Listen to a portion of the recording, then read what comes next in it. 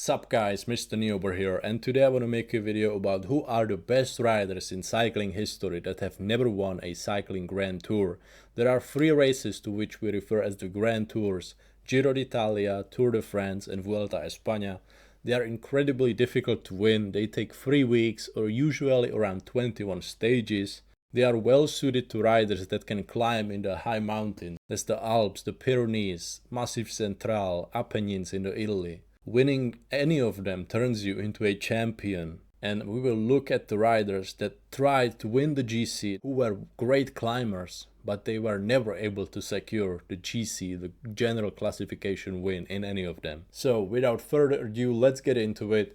We will open up my top 10 with the 11th place, Enric Mas.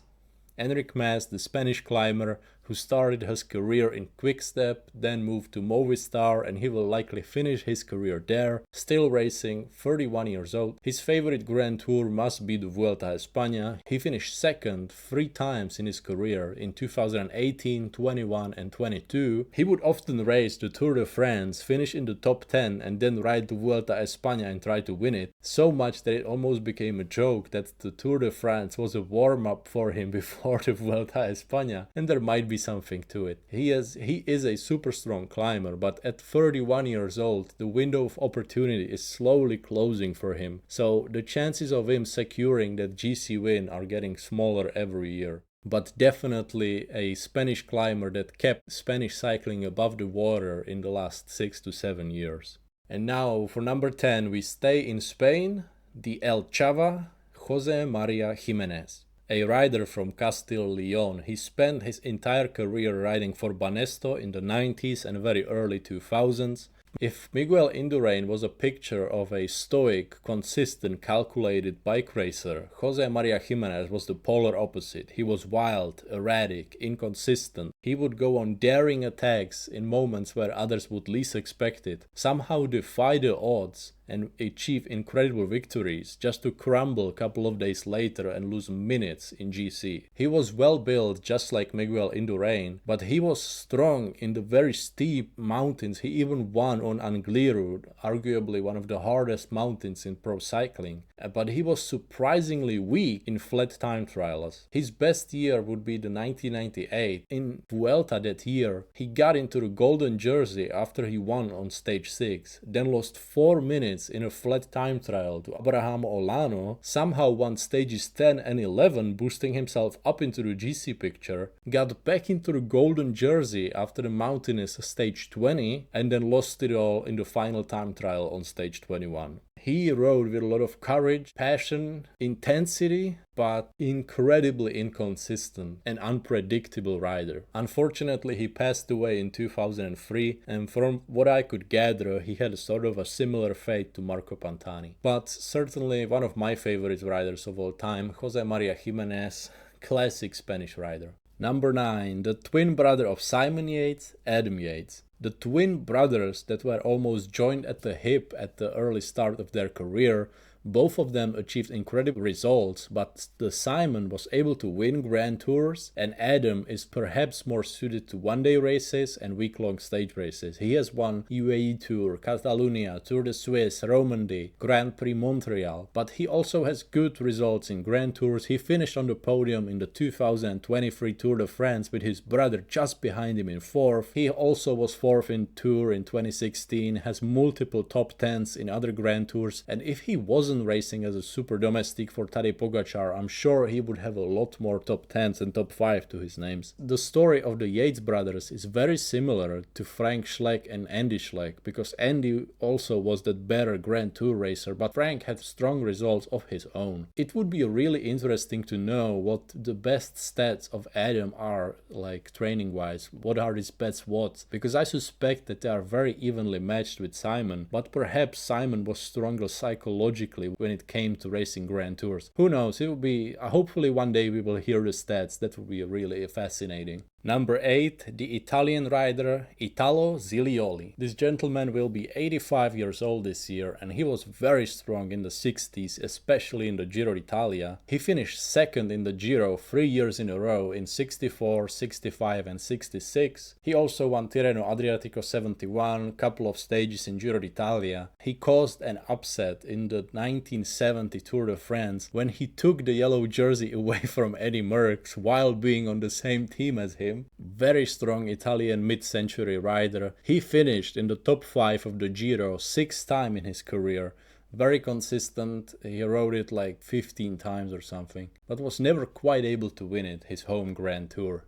Now, number 7, a great rider from Belgium in the 1940s and 50s, Stan Ockers. World champion in 1955, twice second place in the Tour de France, multiple times in the top 10. He won Liège-Bastogne-Liège 55, Flèche Wallonne twice. He was one of the first winners of the green jersey when it was introduced in the 50s. Great versatile rider in the monuments, in the Grand Tours, on the track. But sadly he passed away at the age of 36 after an unfortunate crash on the velodrome on the 1st of October 1956. Well remembered in Belgium, Stan Ockers.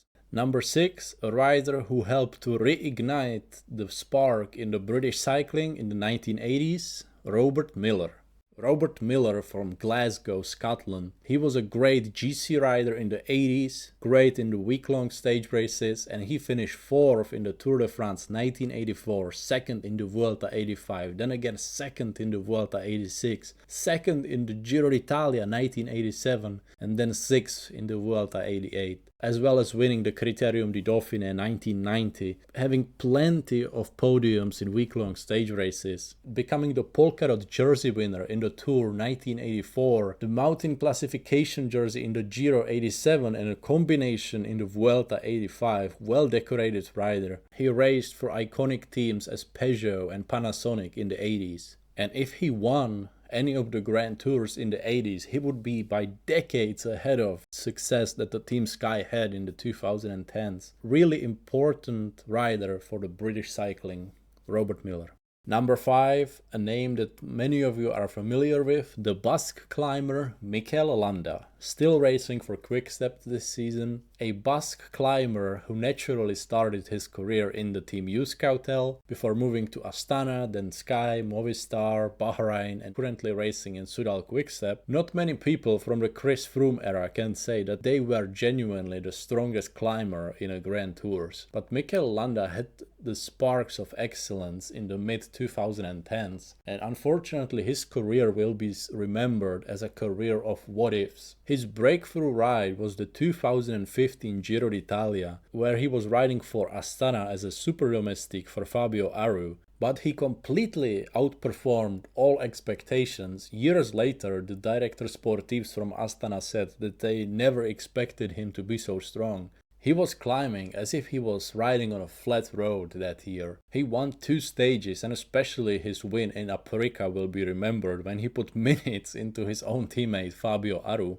Ultimately he finished 3rd behind Aru and Contador, which kick-started his infamous Free Landa movement, which was a statement that was referring to the fact that he was often riding as a super domestique for other riders when he got signed to Sky, when he was in Movistar having to ride for Quintana and Valverde. Despite that, he achieved multiple top 5s in all 3 Grand Tours. His other notable race would be the 2017 Tour de France, where he was again riding as a domestique, this time for Chris Froome, and he was genuinely riding away from him on uphill finishes. He doesn't have many stage wins or wins overall to his name, but he will definitely be known as one of the strongest climbers of the modern era.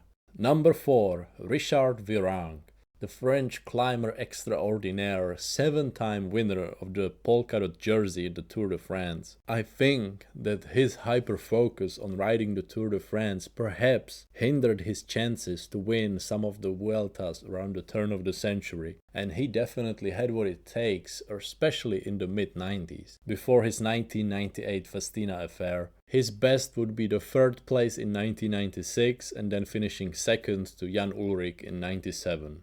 And now, opening the top 3, the Belgian sensation Rik Van Looy, one of the only free riders in history to win all 5 monuments in his career with Roger de Vlaming and the one and only Eddy Merckx. He has won everything there was to win in one-day racing, but he wasn't known for being the greatest GC rider or climber. Despite that, I feel like I should place him quite high because he is one of the greatest riders in history. And he was racing in the era where other similar riders won Grand Tours. Even riders like Laurent Jalabert or Freddy Martens, they were able to secure Vuelta victories. Rik Van Looy is very similar in that case to another Rik van Steenbergen from Belgium. Another famous classics rider who was on the podiums of Grand Tours but never won them.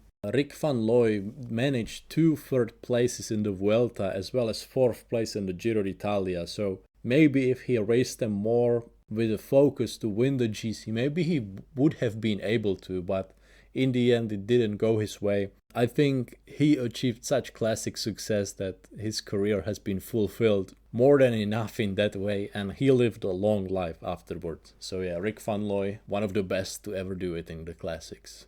Number 2, the climbing specialist from Italy, Claudio Chiappucci. Some call him charismatic, some call him a douchebag, but one thing is for sure, he loved to brag about himself, although he backed it up with really good results. He was arguably the strongest rider of the early 90s. His nickname, El Diablo, given to him from his days of racing in South America for his attacking style. He had alright results in the 80s before bursting onto the scene in 1990, winning the KOM jersey in the Giro and then going on to almost win the Tour de France, only getting beaten by Greg LeMond in the final time trial, which kick-started his career. He was riding for the Carrera jeans, maybe you remember their jersey that looked like jeans. After 1990, he went to finish 2nd in the Giro, 3rd in the Tour de France, then 2nd in the Giro again in 92, then 2nd behind Miguel Indurain again in the Tour de France 92, 3rd in the Giro 93, 6th in the Tour 1993, and 5th in the Giro 94. After that, his career slowly faded out until he retired in 98. He won the Best Climbers jersey in Grand Tours 5 times in his career. He won the Milano-San Remo 91. He had an epic stage win in the Tour 92 with 200-kilometer breakaway. He was known for his attacking style and larger-than-life personality. So that was Claudio Chiappucci with blood thicker than a ketchup from all that EPO. And now give me a drum roll for the best rider to never win a Grand Tour. Joaquim Rodriguez, nicknamed El Purito, coming from Catalonia. The small, diminutive climber with incredible kick in the closing meters of a mountain stage. He was the number 1 UCI ranked World Tour rider in 2010, 2012 and 2013, starting his career in Once and getting his biggest success while riding for the Russian outfit Team Katyusha. His incredible kick gave him many victories, but he struggled in the time trials. That was his biggest weakness. He would always lose a lot of time before even hitting the mountains, and then he was forced to make up time in the high mountains. He got his first top 10 in the Vuelta 2008, his first podium in the Vuelta in 2010. His most infamous would be the 2012 season when in the Giro d'Italia he was battling Ryder Hesjedal for the GC victory. Between those two the jersey would change hands 5 times. Ultimately Ryder Hesjedal won on the last stage, stripping Joaquim Rodriguez of the pink jersey. Rodriguez would try to bounce back at the 2012 Vuelta. He was leading for a long time, stacking up bonus seconds from winning uphill finishes, but got outfoxed by a returning Alberto Contador and his arch Spanish nemesis Alejandro Valverde. Those two had a lot of rivalry between them and ultimately were not on the good terms at the end of their careers. His most painful defeat is perhaps the 2013 World Championship in Florence, Italy. The rain-soaked race where he found himself leading into the final kilometer before being joined by Rui Costa, and he later blamed Valverde for not closing Costa when he jumped after him.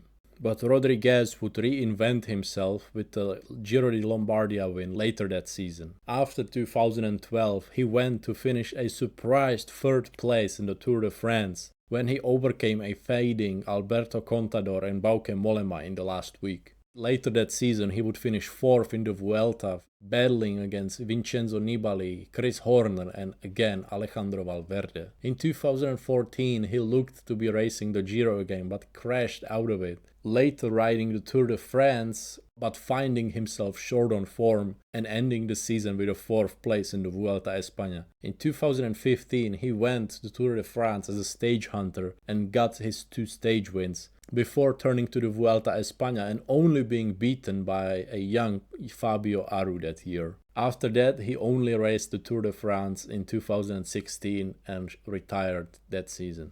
For such a strong climber and somebody who was close so many times, it seemed like the victory in the Grand Tours just slipped through his fingers. Between 2008 and 2016, he was in the top 7 of at least one Grand Tour every season. So he is, in my opinion, the greatest rider to never win a Grand Tour in his career.